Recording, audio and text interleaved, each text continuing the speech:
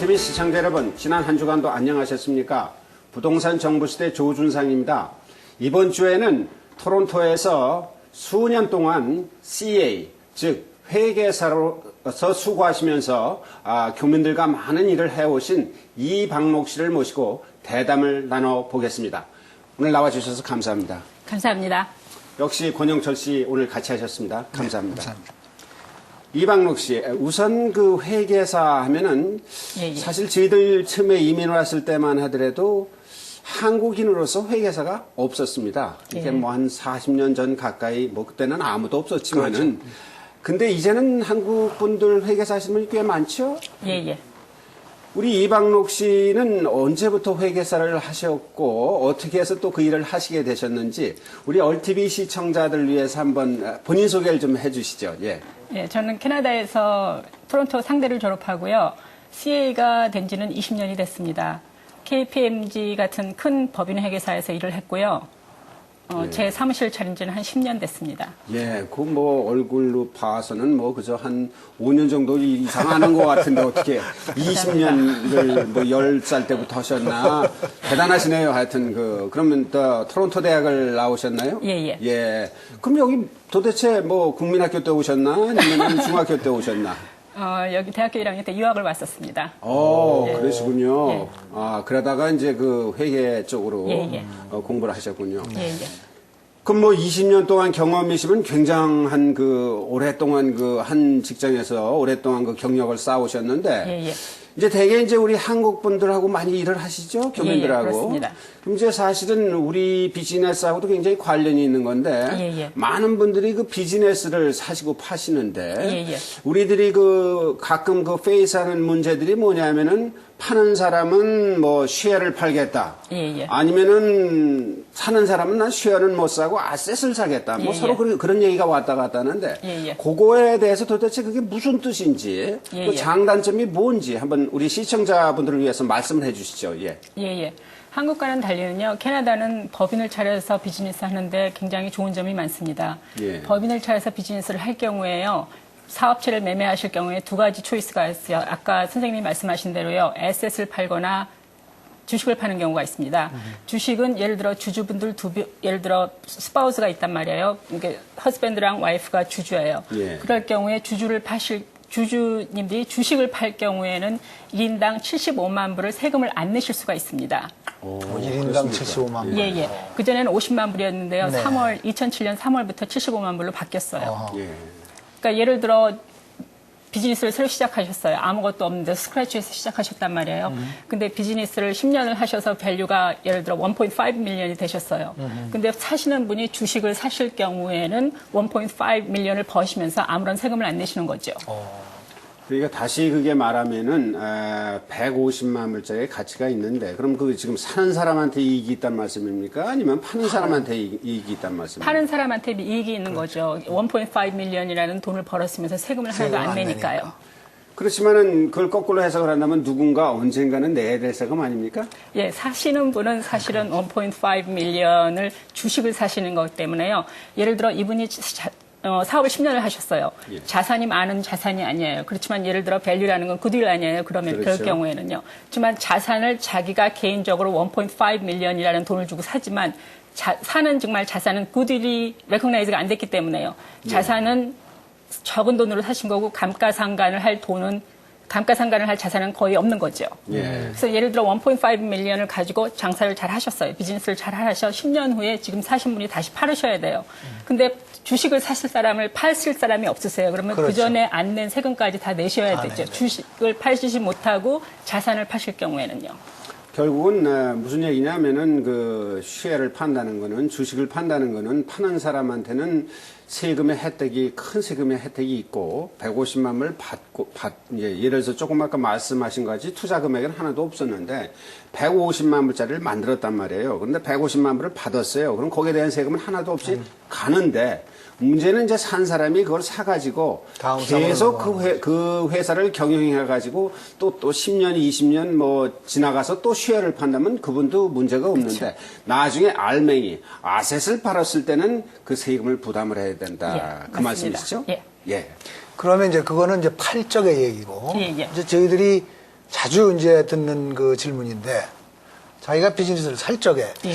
이거를 코퍼레이션으로 하는 게 좋습니까? 예, 예. 그렇지 않으면 파트너십으로 하는 게 좋습니까? 이렇게 이제 여쭤보는 경우가 있어요. 예, 예. 그런 거는 어떻게 어드바이스를 해주시겠습니까?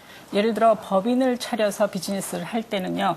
우선 불이익점은 맨 처음에 예를 들어 주식을 사는 코퍼레이션을 차리는데 돈이 듭니다. 예. 그런 게 있고요. 그렇지만 법인이 법적으로 보호되는 게 많기 때문에요. 좋은 점이 많아요. 그리고 제일 좋은 점은 텍스 플래닝을 많이 할 수가 있습니다. 예를 들어 주주일 경우에는 초이스가 많은 것 같아요. 살라리를 받는다거나 월급을 받는다거나 나중에 디비던드를 받는다는 그런 옵션이 있고요. 그리고 돈을 만약에 예를 들어 이분이 주식회사를 차려서 비즈니스를 하는데 딴 소득이 있으세요. 예를 들어 이자 소득이 있단 말이에요. 근데 네. 이자 소득이 그에 상당히 많아요. 그러면은 주식회사는 비즈니스는 주식회사에서 하기 때문에 주식회사가 세금을 내면 되거든요. 개인적으로는 월급을 안 받아가고 이익금을 안 받아가면 세금을 내실 게 없습니다. 그리고 되게 한국 분이 하시는 비즈니스는 스몰 비즈니스이기 때문에요. 텍스 레이트가 20%밖에 안 돼요. 그렇기 때문에 법인이 20%를 세금만 내고 그렇지만 개인 소득은 예를 들어 소득이 많을 경우에는 세율이 46%까지 올라가거든요. 그러면 세금을 절약할 수 있는 많은 기회가 주어지죠. 예, 그러니까 지금 다시 말씀하신 거를 요약을 해보면은 법인을 차렸을 때는 법인이 아무리 돈을 많이 벌었어도 텍스의 실링이 20%만 내면 된다. 40만 불까지는. 40만 예. 불까지는. 예, 예. 또 그 내 이상은 또 인컴이요. 틀려지겠죠. 예, 예. 그렇다면은 또 한 가지 제가 알고 있는 상식으로는 이제 예를 들어서 법인은 그런데 법인채에서 내가 돈을 꺼내갈 때는 또 나의 인컴이 되지 않습니까? 예, 그렇습니다. 그렇지만 돈을 꺼내가는 종류가 여러 가지가 있는 것 같아요. 맨 처음에 법인을 차려서 사업을 하셨을 경우에 주주로서 법인한테 돈을 빌려주는 게 아니겠어요? 예. 그래서 그 빌린 돈을 다시 받을 경우에는 세금을 낸 돈을 빌려준 거기 때문에 세금을 내시지 않습니다. 그렇지만 받아가는 게 예를 들어 월급이라든지 이익금이라든지 그럴 땐 세금을 내셔야죠. 그렇지만 이익금이라는 거는 법인이 우선 세금을 낸 후에 남은 돈이니까요. 세율이 좀 적어듭니다. 개인 소득세가 적어듭니까? 예를 들어 디비던드를 받아갈 경우에는요. 예. 결국은 그 얼마 전에도 그 문제 때문에 많이 그 신문지상에서 그 논의가 되고 그런 게 이제 더블 텍스 아니냐. 예, 법인채에서 한번 세금을 냈는데 예. 내가 돈을 또 월급을 받아서 또 집에 갖고 갈 때 소득세 또 내지 않느냐. 예. 그럼 두 번 텍스를 내지 않느냐. 예. 이게 사실이 그렇지 않습니까? 그렇지만 예를 들어 법인세를 경우에는 월급을 받아가셨단 말이에요. 그걸 경비 처리를 했거든요. 그러니까 거기에 대한 소득세는 법인세가 내지는 않죠.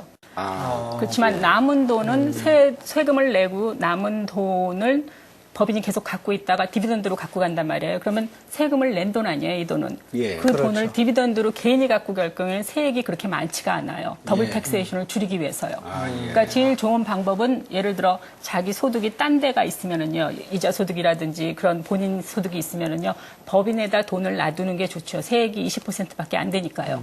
그 오래 놔두셨다가 나중에 돈이 필요할 때 디비던드로 갖고 가시거나 그러면은 디비던드는 세율이 훨씬 적으니까요. 적으니까. 월급보다는요. 권영철 씨, 저희들이 알기로는 그 법인채도 여러 가지 종류가 있다고 알고 있는데, 예. 그 종류, 법인채의 종류에 대해서 잠깐 좀 설명을 해 주시죠, 이방록 씨. 예, 법인채의 종류는 굉장히 많지만요. 예를 들어 많은 분들이 비즈니스 할 때는 CCPC라고 그래요. Canadian Controlled Private Corporation. 그 코퍼레이션만 세액이 얕습니다. 예. 그리고 딴 예를 들어 법인채는 Public Corporation 있죠. 예. 그리고 예를 들어 CCPC라는 건 액티브 비즈니스를 하는 거거든요. 그렇지만 인베스트먼트 컴퍼니를 하는 걸 홀딩 컴퍼니라고 부릅니다. 예. 그러면은 뭐 예를 들어서 이런 경우는 어떻게 됩니까? 예를 들어서 대개 우리 교민들도 많이 자주 하는 얘기 중에 하나가 뭐 파트너십이냐, 예. 아니면 솔 프로퍼리, 예. Sole proprietorship. 예, 또 한 가지는 그 무슨 코퍼레이션이냐 그런 예. 얘기들 자주들 하죠. 예. 근데 그거에 대한 걸 잠깐 틀린 점을 한번 좀 말씀을 해주시죠. 예. 법인은 우선 법인이 비즈니스를 하기 때문에요. 보통 비즈니스를 하시는 분은 되게 주주입니다. 예. 그렇기 때문에 법인이 주인이고 이제 좋은 점은 예를 들어 아까 제가 말씀드린 것처럼 법적인 보호를 받는다는 게 있고요. 법인이 비즈니스를 하기 때문에 이건 리미티드 라이빌리티예요. 예. 그러니까 파트너십은 두세 분이 하시기 때문에요. 예를 들어 인컴을 쉐어한다는 게 있죠. 예를 들어 부부가 같은 비즈니스를 사세요. 10만 불을 벌으셨어요. 하지만 캐나다는 세율이 인컴이 많을수록 올라가거든요. 두 분이 나눠서 5만 불씩 나니까 낮은 소득세를 낼 수가 있죠. 그리고 소울 프로퍼러십은 혼자 하시는 거거든요. 혼자 하시는 거기 때문에 예를 들어 좋은 점은 예를 들어 라이빌리티를 쉐어하는 데 굉장히 좋은 것 같아요. 부부가 두 분이 있는데 한 분 이름으로만 하는 거예요. 솔 프로프리셔십으로요. 비즈니스를요. 그리고 예를 들어 집을 산다거나 다른 자산을 축적하는 거는 사모님 이름으로 사시거나 그러면은 그거를 분류를 하는 거죠. 결국 무슨 얘기냐면은 그런 경우에는 이제 한 분이 잘못되면은 한 분은 프로텍트가 된다. 예. 리스크를 분산시킨다 예. 이제 그런 얘기가 그런 의미에서 이제 그 뭐 파트너십도 좋은 그렇죠. 거고 뭐. 근데 그 세 번째로 그 코퍼레이션이라는 건 조금 좀 틀린 것 같아요. 그 파트너십하고는 좀 틀리죠? 예. 코퍼레이션은 리걸 엔티티예요. 예. 그렇기 때문에 리걸 엔티티가 비즈니스를 하는 거거든요. 그러니까 예를 들어 비즈니스를 시작하시면서 리스 같은 거를 사인을 안 하시는 이상은요. 라이애빌리티는 코퍼레이션에서 스테이를 하는 거죠. 그렇죠. 예, 이제 말씀하시는데 우리 이제 교민들이 특히나 비즈니스를 사고 팔고 많이 하는데 이제 대개 회계사님들한테 가서 연말에 가서 텍스를 한다거나 그럴 때는 저 한 가지 딱 얘기하는 게 있죠. 세금 적게 내게 해 주십시오. 그렇죠? 그러나 다 누구나 똑같은 마음이겠지만은 특히나 비즈니스를 매매할 당시 뭐 비즈니스 인컴 그것도 역시 캐피탈 게인이 되죠. 그 비즈니스 인컴도 내가 10만 불을 주고 샀는데 20만 불에 팔았다. 그럼 10만 불에 대한 세금을 처리를 해야 되는데 대개 세금을 이제 안 내거나 아니면 아주 적게 내달라고 틀림없이 회계사님한테 부탁을 하실 겁니다. 근데 그 줄이는 방법 그런 거에 대해서 한번 좀 말씀을 해주시죠. 예, 비즈니스를 파실 경우에 특히 캐나다는 텍스 레이트가 높은 나라이기 때문에요. 많은 분들이 걱정을 하세요. 그러니까 아까 말씀하셨지만 예를 들어 10만 불의 비즈니스를 사셨어요. 제가 그냥 간단히 말씀드리겠습니다. 그렇지만 20만 불의 비즈니스를 팔게 되셨어요. 그러면 10만 불에 대한 차익이 나잖아요. 이건 캐피털 게인이라는 거는 그거의 50%가 소득이 됩니다. 그러니까 10만 불의 차익이 있으니까 예를 들어 5만 불이 소득이 되겠죠. 거기에 대한 소득세를 내셔야 되거든요. 그거 플러스 그동안 예를 들어 비즈니스를 하셨으면 또 비즈니스 인컴이 있으시겠죠. 그거 플러스 아더 인컴 뭐 예를 들어 이자 소득이 있다고 하네요. 다 포함해서요.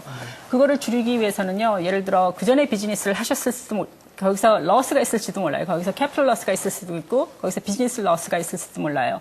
비즈니스 러스는 요즘에는 20년간 캐리 오버를 할 수가 있어요. 20년입니다. 지금은요. 그러니까 그전에는 7년이었었어요. 7년, 15년 그러다 지금 20년을 할 수가 있습니다. 그러니까 그런 걸 테이크 어드밴티지를 할 수 있거든요. 올해 인컴이 10만 불이에요. 근데 그전에 러스 캐리 포워드가 예를 들어 5만 불이 있었단 말이에요. 그러면 5만 불에 그게 서로 상감을 해서 상세가 돼서 5만 불에 대한 소득세를 내시면 돼요. 그리고 캐피털 게인일 경우에 이번에 캐피털 게인이 생기신 거 아니에요. 비즈니스를 팔았기 때문에 그렇죠. 캐피털 러스는 forever 쓸 수가 있어요. 평생요. 그러니까 그런 테이크 어드밴티지를 할 수 있고요. 그러니까 인컴 텍스를 하신 후에 노티스 오브 어세스먼트를 잘 보셔야 될 것 같아요. 거기에 한 라인에 그런 게 써 있습니다. 매일 써 있지는 않아요. 그러니까 그런 걸 주의해서 좀 보시는 게 중요할 것 같고요. 그리고 딴 방법은 예를 들어 RRSP 룸이 계속 생기셨단 말이에요. 근데 RRSP를 사신 적이 없으시거나 룸이 굉장히 많으세요. 그러면 그 해에 비즈니스를 팔아서 캐시가 생겼을 거 아니에요? 그 해에 RRSP를 사셔도 되고요. 그 레지스터 액티브 해가지고 전부 살 수가 있습니다. 예, 거기에 룸이 있습니다. 노티스 오브 어세스먼트에 얼마 정도 살 수 있다는, 그 캐리 오버가 계속 있어요. 최대한도까지만 이제 사시면 되는 그거를 맥시멈으로 사실 수가 있고요. 그리고 예를 들어 도네이션을 많이 한다거나요. 그 해요. 그러니까 여러 가지가 있는 것 같아요. 그리고 예를 들어 비즈니스를 팔으셨으니까 새로운 비즈니스를 시작하신단 말이에요. 근데 새로운 비즈니스를 시작했을 때는 왜 되게 첫 해나 두 해는 러스가 많이 생길 가망이 많잖아요. 그렇죠. 그러니까 이 해에 비즈니스 팔은 해에 소득이 많이 생기지만 비즈니스를 그 해에 같이 시작하시면 러스가 서로 상쇄가 되는 거죠. 그리고 비즈니스를 팔으셨을 때 예를 들어 되게 권리금에서 이익을 많이 보셨단 말이에요. 근데 똑같은 비즈니스를 또 사셨어요. 권리금을 내시고요. 그럼 그것도 상쇄가 됩니다. 그러니까 권리금과 권리금은 상쇄가 될 수 있다 그런 얘기. 대개 이제 부동산의 경우는 권영철 씨, 우리가 부동산 캡게인에 대해서 예를 들어서 우리가 부동산 건물을 50만 불에 샀는데 그 이듬해 100만 불에 팔았으면 50만 불이란 캐피탈 게인이 생겼지 않습니까? 그렇죠. 네. 그럼 우리는 거기서 세금을 내고 다른 유사한 빌딩을 산다 그래서 이게 넘어가질 않거든요. 예, 우리는 세금을 내고 그렇죠. 넘어가야 됩니다. 많으신 분들이 전화해가지고 내가 이거 50만 불 남았는데 빨리 빌딩을 사야 된다. 근데 사실 소용없는 얘기 아닙니까? 그렇지만 맞습니까? 맞습니다. 그렇지만 익셉션은 하나 있어요. 빌딩을 사셔서 거기서 자기가 비즈니스를 한 경우에는요. 그걸 리플레이스먼트 프로퍼티라고 그러거든요. 그러니까 자기가 하던 비즈니스를 팔고 또 다른 비즈니스를 하시는 거예요. 자기가 비즈니스를 예를 하셔야 들어서 돼요. 아파트먼트 빌딩 같은 게 그렇게 되겠네요. 아니, 아파트먼트 빌딩은 이거는 액티브 비즈니스가 아니니까. 이건 인베스트먼트, 그러니까 아파트먼트는 아닙니다. 예를 들어서 예를 들어서 제가 비즈니스를 레스토랑을 하셨어요. 그렇지만 본 건물에서 하셨어요. 그 건물이 이제 건물이 그렇죠. 그렇지만 그 건물을 팔아서 많은 수익을 올리셨어요. 그리고 딴 데에 가셔서 똑같은 레스토랑을 하세요. 딴 빌딩을 사셔서 그럴 때는 여기에 개인이 이 프로퍼티를 저쪽으로 바꾼 거기 때문에요. 2년 안에 빌딩을 사시면은 거기에 대한 개인이 그 감소가 날짜가 됩니다. 2년간입니까? 예. 그러니까 2년 안에 그런 똑같은 형태가 이루어지면은 예. 텍스 혜택을 받을 수 있다는 예. 얘기예요. 그렇지만 제가 많은 손님들한테 말씀드리지만요. 캐피털 게인, 여기 이 나라는 온타리오에서는요. 제일 높은 텍스 레이트가 46%예요. 네. 그리고 캐피털 게인은 거기에 반이잖아요. 23%예요. 그러니까 세금은 사실 23%를 내시는 게 낫지요. 텍스를 안 내시려고 별로 와이즈하지 않은 인베스트먼트를 하시는 거는 별로 좋은 일이 아닌 것 같습니다. 예. 사실 이 스크린상에서 이게 얘기가 곤란한 얘기 중에 하나가 사실 저도 이제 부동산을 한 30년 하다 보니까 이제 여러 종류의 사람들을 많이 대하다 보니까 사실 현금을 집에다 또 많이 두신 분들이 아직도 꽤나 있습니다. 아, 그러세요? 예, 그래서 뭐 어디다 둔 거는 안 가르쳐 주는데 어쨌든 어딘가 그 현금을 많이 두셨다고 그래서 이걸 처리할 방법을 어떻게 좀 고려해 달라고 전화 오시는 분이 꽤 많은데 혹시 회계사님한테도 그런 전화가 옵니까? 그전에는 많이 왔었어요. 요새는 안 합니까? 네, 요즘엔 안 합니다. 그런 분들의 결국 돈을 양성화할 방법이 있는 거는 사실 뭐 저는 회계사는 아니지만은 뭐 세금을 내는 방법밖에 없지 않습니까? 예. 그렇죠? 예. 결국은 자진 신고를 하고 세금을 내는 방법 위에는 그 돈을 양성화시킬 방법은 없다 하는 것을 우리가 알 수 있겠죠. 예, 또 한 가지는 이제 우리 교민들이 나가서 비즈니스를 사고 팔 때 되게 이제 뭐 편의점 같은 데는 매상 체크를 한다. 뭐 마찬가지죠. 다른 비즈니스도. 그런데 이 비즈니스 구입 시 우리가 구입자로서 조심해야 될 거 그런 걸 좀 한 몇 가지 말씀을 해 주시죠. 뭘 제일 먼저 봐야 되나? 예, 우선 돈을 얼마를 버나를 봐야 되겠죠. 그렇죠. 예, 근데 이제 저쪽 파시는 분한테요, 파이낸셜 스테이트먼트를 몇 년치를 보는 게 굉장히 중요한 것 같아요. 근데 많은 분들이 그거를 사실 이렇게 중요하지 않다고 생각을 해서요. 가서 매상 체크만 하면 됐지라고 생각을 하는데요. 파이낸셜 스테이트먼트 볼 경우에는요, 익스펜스는 그래도 제대로는 나와 있거든요, 대개는요. 그렇죠. 그러니까 자기가 미싱하는 익스펜스가 없나, 그리고 한 해뿐만이 아니라 예를 들어 2, 3회를 보면은요, 좀 익스펜스에 대한 감이 좀 잡히실 것 같아요. 그래서 예를 들어 매상 체크를 하실 때는요, 뭐 가서 같이 비즈니스를 같이 가서 있으실 경우도 있고요. 그리고 예를 들어 프랜차이즈 같은 경우에는 다른 방법이 많은 것 같아요. 로열티를 얼마를 내냐에 따라서 예를 들어 로열티가 총 매출의 뭐 5%다. 그럼 역계산을 하셔도 될 것 같고요. 그리고 프랜차이저한테 인콰이리를 해도 어떤 프랜차이저는 그거를 내주는 데도 있고요. 여러 가지 방법이 있는 것 같아요. 그리고 뭐 손님들 같은 경우에 밖에 가셔서 들어가는 손님을 카운트 하시는 분도 계시고요. 그렇죠. 그리고 예를 들어 매출이 직접 사는 거와 관계된 비즈니스면은 물건 사신 거를 역계산하실 수도 있고요. 그러니까 여러 가지 방법이 있는 것 같아요. 그리고 예를 들어 체크만 받는 비즈니스의 경우에는 디파짓을 본다거나 디파짓 북을 보면은 대강 매출이 얼마 있는지를 알죠. 그러니까 파이낸셜 스테이트먼트가 우리가 그 인컴만 보는 게 아니고 익스펜스를 봄으로써 그거를 역으로 역산을 해가지고 대강 얼마의 토탈 인컴이 들어오겠다 하는 그런 거를 우리가 상상을 할 수 있는 거고. 이제 대개 보면은 비즈니스를 하면서 사실 들어오는 총 매출액을 사실대로 100% 보고하는 사람은 아마 거의 없을 겁니다. 그렇기 때문에 권영철 씨 하시지 않습니까? 예, 저는 옛날에 그렇게 했죠. 그런데 그 스테이트먼트 상에 그 인컴을 보는 게 아니라 이제 지금 말씀드린 이제 익스펜스를 보는 것이 회계사 입장에서는 굉장히 중요한 자리가 되겠죠. 그리고 그 외에도 또 뭐 다른 방법이 세일즈를 컨펌하는 방법이 또 있지 않겠습니까? 뭐. 예, 여러 가지 방법이 있는 것 같아요. 그건 비즈니스에 따라 틀린 것 같아요. 예, 뭐 무슨 차를 텍스라든가. 그리고 예를 들어 이제 그거는 딴 거는요. 차를 텍스 같은 건 예를 들어 그러니까 비즈니스를 사실 때 여러 가지, 그러니까 매출도 중요하지만요, 여러 가지 프로시저가 있거든요. 대부분이 변호사님들이 해주십니다. 이제 PST나 WSIB 상해보험 같은 거는요, 변호사님을 통해서 클리어런스 서티피킷이라는 걸 받아야 돼요. 그분이 PST를 제대로 냈나. 그러니까 퍼펙트하게 냈다는 게 아니라 제때 냈나랑 그냥 WSIB를 제때 냈나를 받는 게 굉장히 중요하신 것 같아요. 그리고 또 변호사님이 해주시는 건데 GST exemption이라는 게 있거든요. Election 44라는 건 서로 사고 파는 사람들이 GST를 안 낸다는 겁니다. 이 트랜잭션에 관해서요. 그리고 또 차를 텍스를 내야 되는 건데 차를 텍스는 이제 대개 비즈니스를 사실 때 장비와 권리금을 사시잖아요.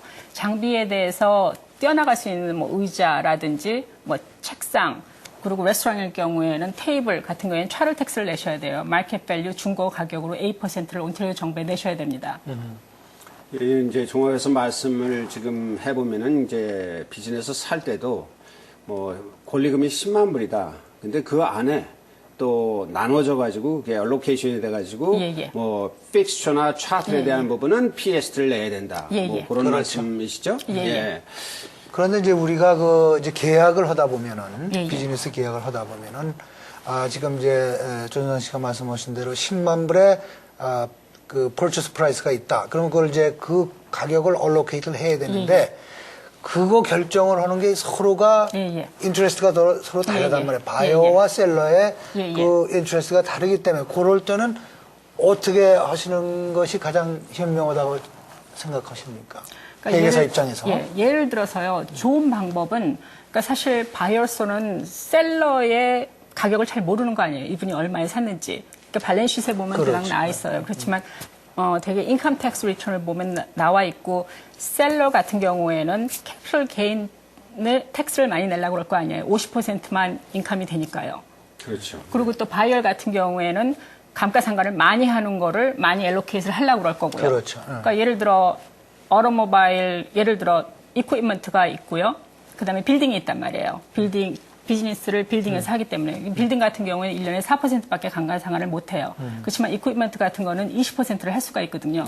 그러니까 예를 들어 바이어 같은 경우에는 이퀴프먼트에 많은 거를 엘로케이트 하려고 그럴 거예요. 하지만 예를 들어 대개의 방법은요. 셀러가 우선 서제스트를 해요.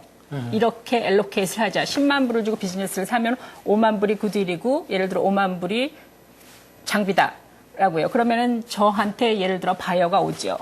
그래서 이거를 조정을 좀 해달라 그러면은 대개는 셀러가 조정을 하고 둘이 어그리해서 사인을 하십니다.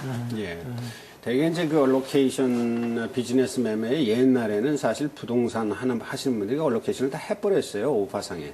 양쪽에 그 셀러와 바이어와 네고시에이트를 해가지고 프라이스 얼로케이션을 해다 갖다 줬는데 요새는 이제 부동산 하시는 분들이 이제 뭐 귀찮기도 하고 또 거기에 대한 상식도 별로 없고 그러니까 그냥 럼썸으로 해서 갖다 주다 보니까 이제 회계사들이 그걸 나누고 또 변호사들이 그걸 네고시에이트하고 하는 그런 현상이 나타나는데 사실은 뭐 그 지금 조금 아까 말씀하신 에퀴먼트에 대한 디프리시에이션을 매년 감가상각을 이렇게 클레임하는 장점도 있지만은 또 5만 불이라는 돈에 대해서 또 PST도 내고 넘어가야 되거든요. 그렇지 않습니까? 그러니까 사실은 어떻게 보면은 뭐 그게 큰 차이는 없다고 볼 수가 있는데 제일 비즈니스 사고 팔고 하는데 제일 그 중요시 여겨야 될 거는 과연 내가 이만큼 노동을 하는데 내가 집에 돈을 얼만큼 갖고 오느냐. 그렇죠. 그게 중요한 거 아니겠습니까? 그리고 이제 또 뭐 아무리 인컴이 또 많다 그래도 하루가 24시간인데 가서 25시간 일하라 그러면 그것도 곤란한 거고. 그러니까 비즈니스 사실 때 제일 고려할 사항은 조금 아까 말씀하신 것 같이 익스펜스를 먼저 파이낸셜 스테이트먼트, 뭐 익스펜스 먼저 다 계산을 해보고 나머지가 이제 내가 나의 노동하는 그 대가와 맞느냐 그런 걸 되게 보시면 되겠네요. 그렇죠? 자, 그러면 비즈니스 사이드는 그렇다 그러고 이제 그 빌딩들을 또 같이 비즈니스와 함께 사시는 분도 많고 또 빌딩만 사시는 분도 많지만은 그럴 경우에는 뭐를 대체적으로 봐야 됩니까? 회계사 입장으로서. 예를 들어 정말 빌딩만 사실 때거나 빌딩을 할 수 있는 비즈니스를 할 수 있는 빌딩을 사실 경우에도 파이낸셜 스테이트먼트가 굉장히 중요한 것 같아요. 이제 예를 들어 빌딩을 사신 이유가 캐시 플로우가 얼마나 많이 들어오는가 중요하지 않겠어요? 그렇죠. 그러니까 변호사님과 리스를 자세히 읽어보는 게 굉장히 중요한 것 같아요. 이게 넷 리스인지 그로스 리스인지를요. 현재 그 건물에 들어있는 테넌트의 리스를요.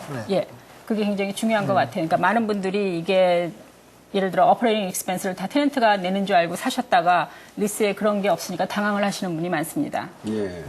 결국은 이제 그 빌딩을 사실 때 고려해야 될 점은 거기에 테넌트와 그 주인과 빌딩 주인과 만들어 놓은 리스를 잘 체크를 해봐야 그렇죠. 된다. 예, 예. 결국 거기에 많은 익스펜스가 이제 인컬 하는데 그게 누구의 리스폰시빌리티냐. 예, 예. 그런 그렇죠. 걸 지금 말씀하시는 것 같습니다. 그렇죠. 그렇죠? 예, 예. 그렇지만 이제 빌딩 살 때도 마찬가지고 비즈니스 살 때도 마찬가지인데 대개 이제 빌딩을 포함해서 회사를 팔려고 하는 사람도 많이 있습니다, 사실. 예, 예. 회사 안에 이 빌딩이 있으니까 ABC라는 회사를 사시오. 예, 예. 그러면은 빌딩 값을 현저하게 얼마 깎아주겠습니다. 해줬다. 그렇죠. 뭐 그런 오퍼가 자주 들어오는데 예, 예. 제가 듣기로는 이제 회사를 사는데 제일 문제가 되는 거는 우리가 주식을 살 때 제일 문제가 되는 거는 빌딩이 들어있건 비즈니스가 들어있건 거기 속에 보이지 않는 그 라이어빌리티가 제일 걱정이 되는 것 같아요. 예, 예. 예를 들어서 3년 전에 고소를 당했는데 그게 계속 진행되는 고소건이 있다든가 그런 건 우리가 어떻게 발견할 방법이 있습니까? 우선 변호사님을 통해서 설출을 하는 방법은 있어요. 린 같은 게 걸려 있나요? 그렇지만 그런 거는 뱅크론이 있나? 예를 들어 그런 거는 설출을 할 수가 있을 것 같아요. 근데 그거보다 더 그러니까 히든 데인저라고 그럴까요? 예를 들어 그 법인이 인컴 텍스를 어딧을 예를 들어 4년 전에 당했어요. PST 어딧을요. 그럼 되게 PST 어딧 같은 경우에는 문제가 있는 경우에 4년 만에 또 다시 나오거든요. 그러면은 이 사시는 분이 그분이 받은 후에 다음에 자기가 비즈니스는 예를 들어 한지는 1년밖에 안 됐단 말이에요.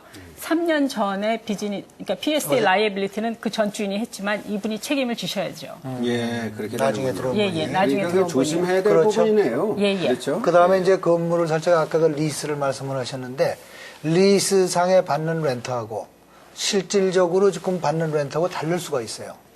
그래서 예를 들어서 리스상에는 3,000불인데 실질적으로는 2,000불에만 받고 그걸로 끝내버리는 경우도 렌트 그렇죠. 언더 더 테이블로 렌트 리베이트를 그렇죠. 그렇기 때문에 지금 이제 리스 검토도 중요하고 실질적인 그런 것도 좀 검토를 해야 되고 검토해야 될 사항들이 참 많을 걸로 생각합니다. 예, 그런 것 같습니다.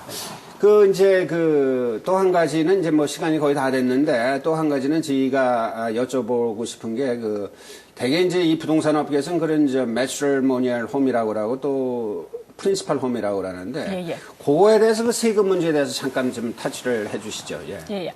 1인당 예를 들어 한 가족의 한 주택은 세금을 안 냅니다. 예. 그러니까 집을 2005년에 20만 불을 주고 사셨어요. 근데 2007년에 40만 불이 돼서 20만 불의 개인이 있잖아요. 그런 거는 세금이 안 냅니다. 한 가족당 한 집은요. 그런데 많은 분들이 예를 들어 요즘엔 카레지 사는 게 유행이잖아요. 그래서 카레지와 자기 집이 있단 말이에요. 토론토에요. 그러면은 프린시펄 레지던스가 2개가 되는 거 아니에요. 집을 2개 갖고 계시는 게 됩니다. 그렇죠. 근데 제가 example로요. 2000년도에 자기 집을 토론토에 사셨어요.